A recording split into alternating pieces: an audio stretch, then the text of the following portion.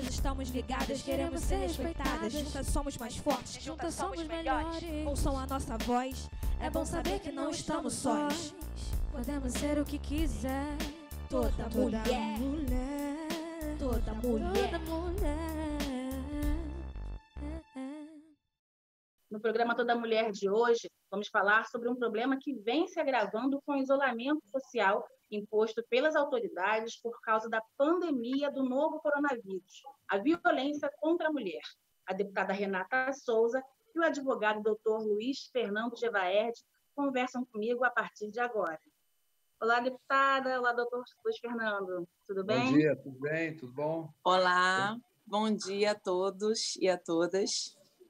A gente tem visto muitas notícias relacionadas ao aumento da violência contra a mulher, apesar de ainda não termos dados oficiais sobre esse assunto.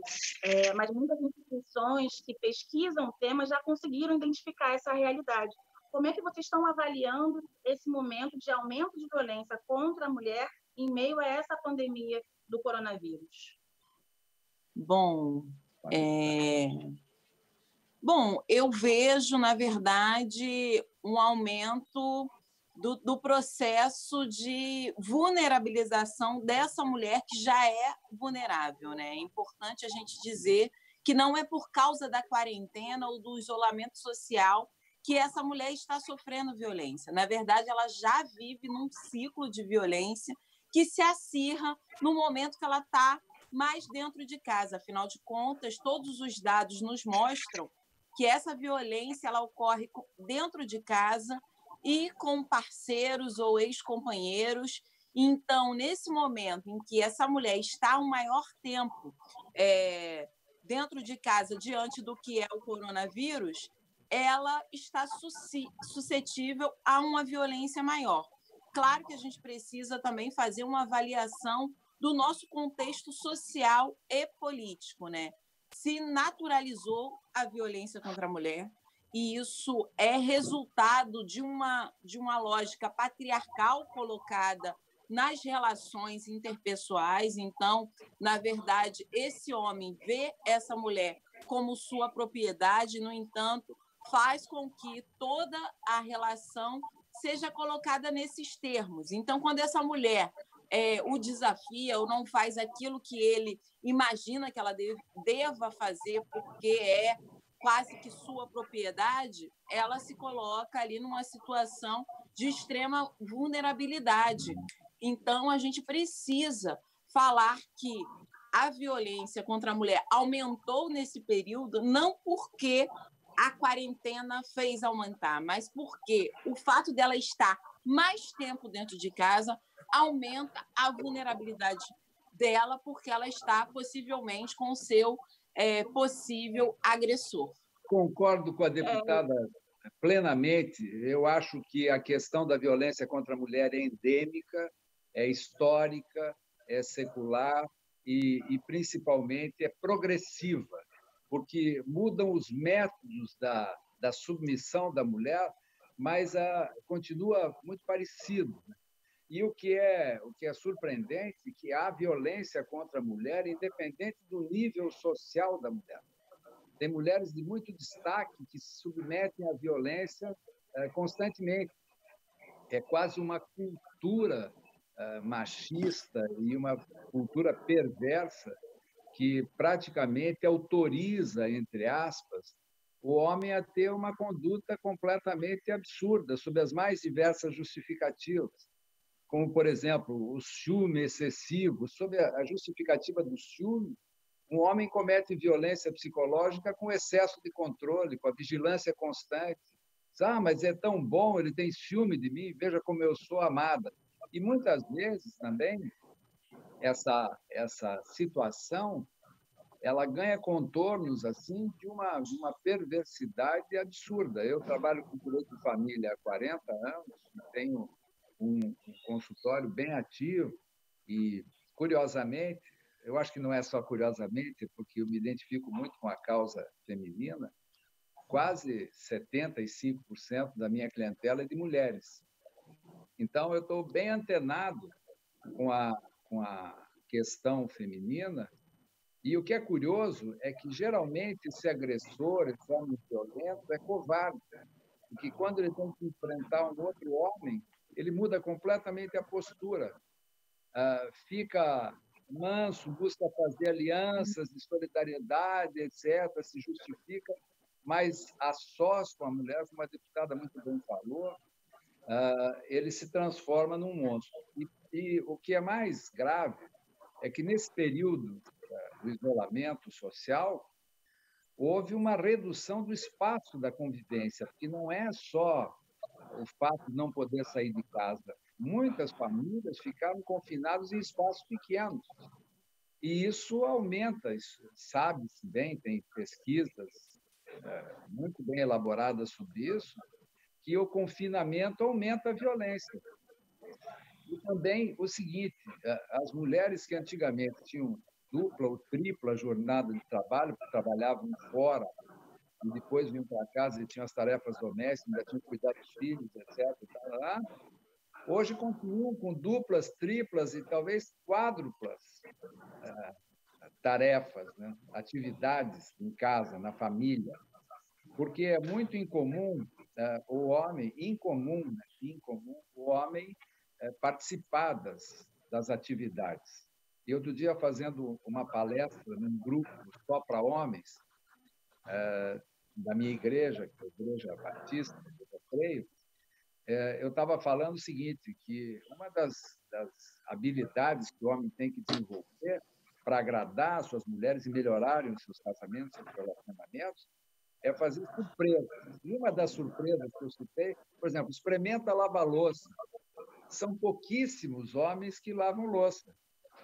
E eu sou muito bem-humorado e tenho um casamento muito bem estruturado. Então, minha mulher disse, olha, não é para lavar louça, é para você estar constantemente lavando as mãos. É uma questão de prevenção do coronavírus. Então, tem lava-pia cheia de louça para você lavar.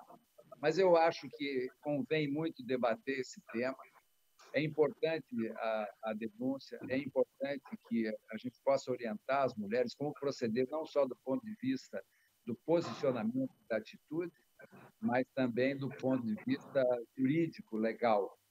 E, impressionantemente, funciona. A Lei Maria da Penha é um primor legislativo. É uma lei que ela é completa, ela abrange todas as áreas da situação familiar. Por exemplo, uma mulher vítima de violência, com a Lei Maria da Penha, ela consegue que a vara de violência doméstica fixe pensão, afaste o agressor de casa, dê a guarda de filhos e até interfira em situação patrimonial. Por exemplo, se a família tem um carro só, o juiz da vara de violência pode dizer que aquele carro vai servir à família e não exclusivamente ao homem, como muitas vezes acontece. Agora, nesse momento de isolamento, de pandemia, esse acesso da mulher que sofre violência às instituições de proteção, como é que isso está funcionando? Deputada, a senhora tem algumas iniciativas já relacionadas a esse momento, não é isso? Exatamente, Dandara. Nós temos todo esse ciclo de violência. Na verdade, quando essa mulher ela é violentada fisicamente, ela já passou por todo um processo de violência, ou seja, a violência física ou mesmo o próprio feminicídio é a ponta do iceberg daquilo que está embaixo de um ciclo de violência, que ela pode ser emocional, que ela pode ser psicológica, né, que é a chantagem emocional feita com relação a essa mulher, mas também tem todas as violências simbólicas e materiais, né? Muitas vezes essa mulher ela é submetida por uma questão financeira e emocional, não só porque ela se submeteu a determinada situação. Então, é muito importante que a gente fale sobre isso, porque todas as relações de violência ela tem um gatilho emocional muito forte e, muitas vezes, esse gatilho está ligado à questão financeira e econômica, às questões de sustentação material dessa mulher. Então, é importante falar sobre isso. E, nesse momento de pandemia, a gente tem fragilizado toda a rede de proteção a essa mulher. Por quê? Porque ela está mais tempo dentro de casa, isolada, então os meios que ela tem de proteção ou é falando com a amiga ou tentando denunciar de outras formas, enfim. Nesse sentido, nós, na Comissão de Direitos Humanos, lançamos em parceria da comissão com a Alerj e também a ONG Nossas, o Zap da Cidadania.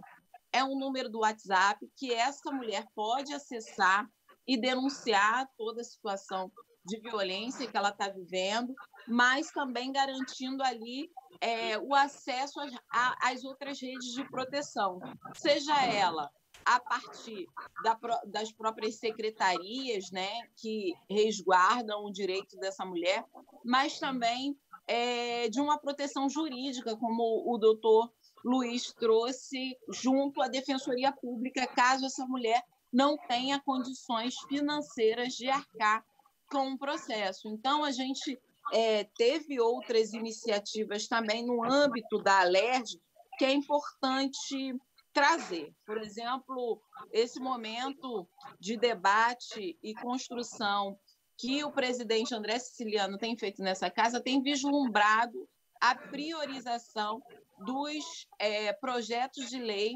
que buscam alternativas e mitigar a situação de extrema vulnerabilidade colocada com relação à pandemia de coronavírus. Então, nesse sentido, nós fizemos projetos de enfrentamento à violência contra a mulher nesse contexto de pandemia. Então, nesse sentido, a nossa bancada na Alerj, que é uma bancada que somos 5 deputados e deputadas, colocamos alguns projetos e um deles já foi a sanção do governador. A gente está aguardando a sanção, que, na verdade, era um projeto amplo que vislumbrava as populações e vulnerabilidade. Então, nesse projeto, a gente conseguiu contemplar a população em situação de rua, aquelas pessoas também que estão no trabalho informal ou desempregadas,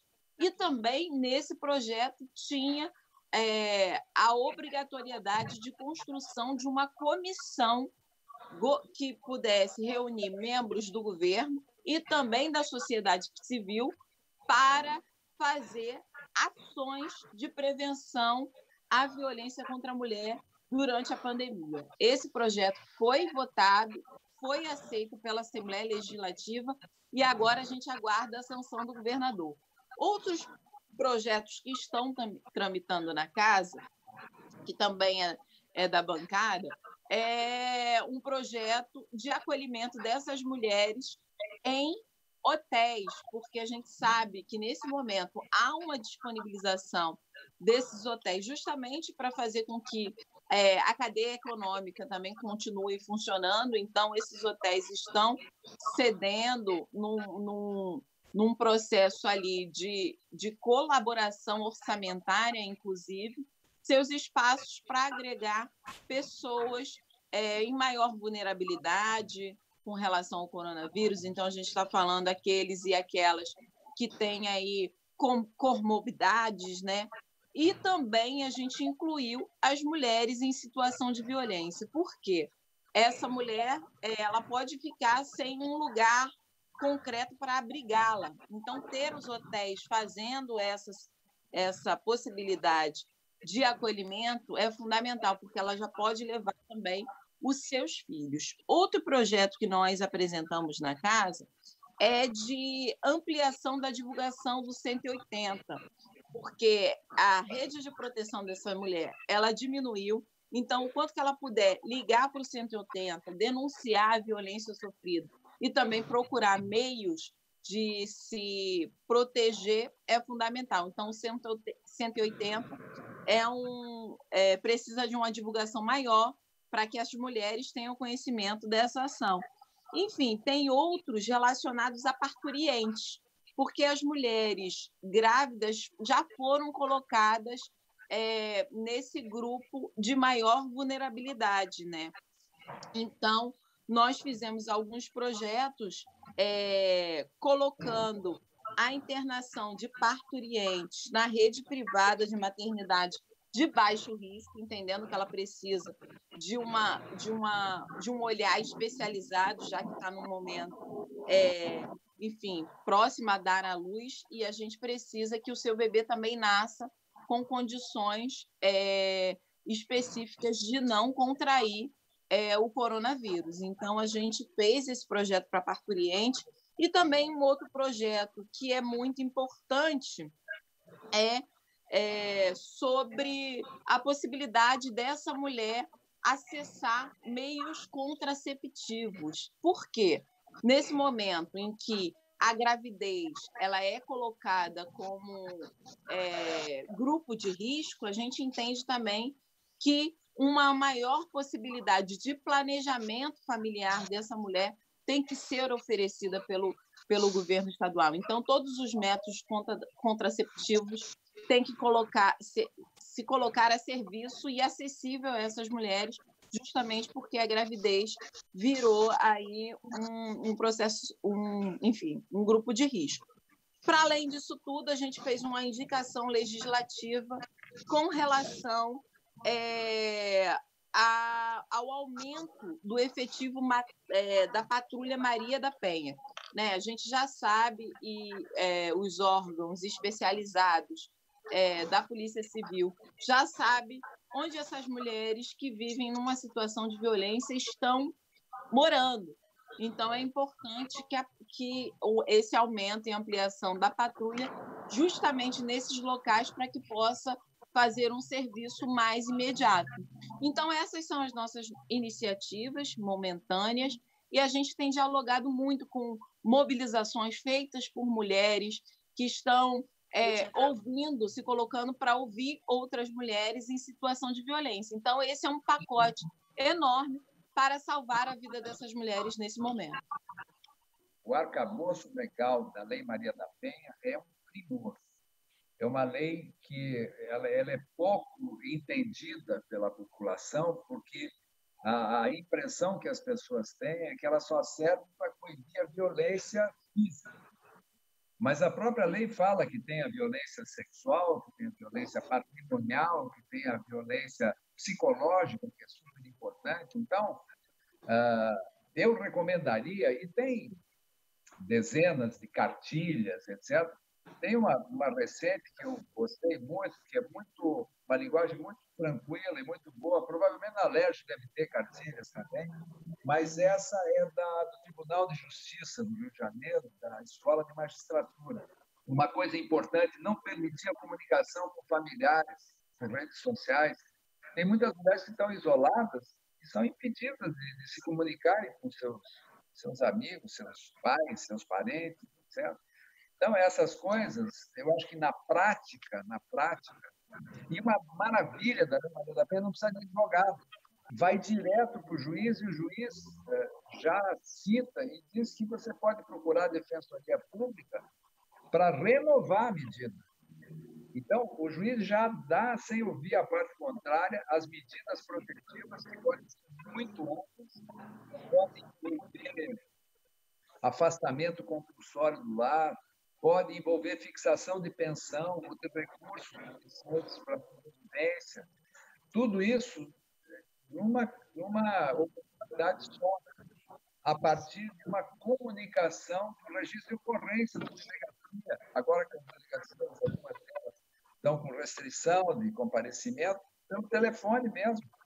Então, há um arsenal disponível. Infelizmente, o mal do nosso país é que a informação não é divulgadíssima como deveria ser. Então, iniciativas como essa da TV Alerj, de trazer advogados, de ouvir um advogado, outros dados que estão disponíveis, né? Para informar as pessoas. Hoje, as redes sociais estão com muita gente participando, etc., e fazem um trabalho importante também. Mas, sei lá, a Comissão de Direitos Humanos da Alerj, né? ONGs, muitas iniciativas. E o problema é que a questão da violência não escolhe nível social. ela se disseminou de uma maneira tal, a violência doméstica contra a mulher, que hoje, às vezes, a pessoa tem possibilidade de ter acesso a um profissional, mas a violência ela causa também um dano quase que permanente, uma imobilização da vítima, sob a ideia de que se reagir vai ficar pior, que se reagir vai acontecer alguma coisa muito grave. Se não reagir, vai acontecer uma coisa muito grave. Se não denunciar, provavelmente vai ter um feminicídio. Então, é importante denunciar porque existem estudos sérios que demonstram que o homem violento, ele denunciado na primeira manifestação de violência, e é um ciclo da violência, a deputada falou muito bem isso aí. Começa com agressão verbal. Depois da agressão verbal, tem um empurrão. Se nessa hora do empurrão tiver um registro de ocorrência, chamar a polícia, não tem o segundo empurrão. Agora, se não chamar, aí tem uma agressão. Aí a agressão, a mulher diz, eu vou embora, vou fazer isso, não sei o que, o cara se arrepende, se ajoelha, chora, pede perdão, diz que não vai acontecer mais, etc. E volta o ciclo de violência, faz de novo. E cada vez é mais violento. Porque é muito difícil acontecer de um sujeito violento que, de repente, do nada, foi lá e matou a mulher. Não, antes disso, pancada, agressão, palavrão, teve discussão, teve briga, e foi crescendo, foi crescendo, foi crescendo. Então, às vezes, as mulheres têm uma esperança, que é uma esperança falsa, de que vai melhorar sozinho. Não vai. A violência doméstica, a violência familiar, a violência relacionamento amoroso é uma doença. Se não for tratada, ela não cessa. Então, assim como quando a pessoa está resfriada, toma um remédio, a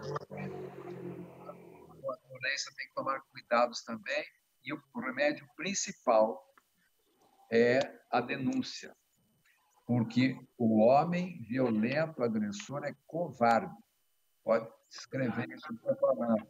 Porque ele tem medo de quem é mais poderoso que ele. E a polícia presta um bom serviço, as delegacias especializadas, as varas de violência doméstica.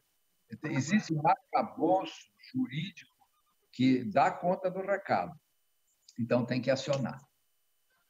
Então, queria que a gente terminasse o programa falando sobre esses canais que as mulheres podem acessar. Queria que vocês reforçassem para a gente quais são os telefones, quais são as instituições que essas mulheres que estão em casa, em isolamento, podem procurar no caso de sofrer uma violência. Eu vou começar, mas eu vou deixar a cereja do bolo para a deputada, porque a deputada tem tanta informação aí nas anotações dela que eu fiquei até envergonhado. Eu tenho um papelzinho aqui, mas ela deve estar com um arquivo enorme.